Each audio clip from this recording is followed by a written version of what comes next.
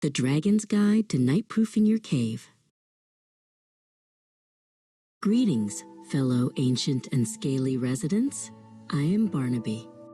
I have lived for 400 years, survived 3 ice ages, and mastered the art of the perfect afternoon nap. However, there is one pest that refuses to be eradicated: the brave knight. They arrive at dawn, clinking their shiny tin suits and shouting about destiny. This manual will teach you how to reclaim your peace and quiet. The first thing you must understand is that knights are incredibly loud. They don't just walk, they clink stomp. They believe that the louder they are, the more heroic they seem. In reality, they are just the medieval equivalent of a car alarm going off at 3 a.m. Look at this fellow, Sabat, currently banging his sword against a rock just to get my attention. Step 1. Signage. Knights are surprisingly literal. If you put up a sign that says, "Dragon Lair, enter at your own risk," they see it as an invitation for a promotion. Instead, try something discouragingly mundane. I find that lair closed for inventory or yield heavy dusting in progress works wonders. Most knights don't want to fight a dragon who is currently busy with chores. Step 2. The threshold. Most young dragons think a moat of lava is the answer. It's not. Lava is a beacon for epic quests. What you actually want is a moat of minor inconvenience. I filled my entrance with very slippery, moss-covered pebbles and a few stray Lego-like stalagmites.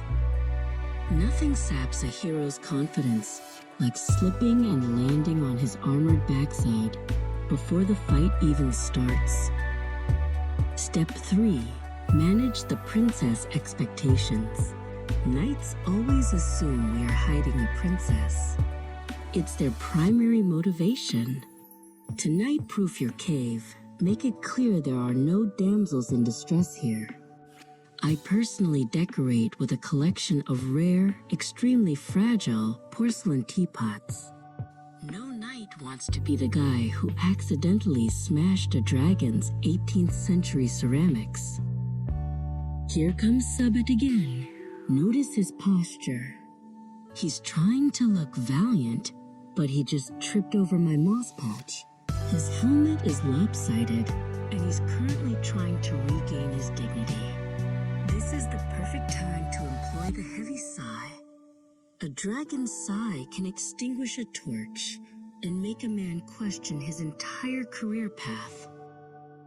If the sigh doesn't work, move to the smoke screen of boredom. Don't roar. Roaring is an invitation to battle. Instead, blow a very small, pathetic puff of gray smoke that smells faintly of burnt toast. It's confusing. It's underwhelming. It makes the knight feel like he's bothering a retiree who's just trying to make breakfast. Eventually, the knight will start his heroic monologue. This is a list of his achievements, his lineage, and why he's going to slay the beast. This can take up to 20 minutes. My advice?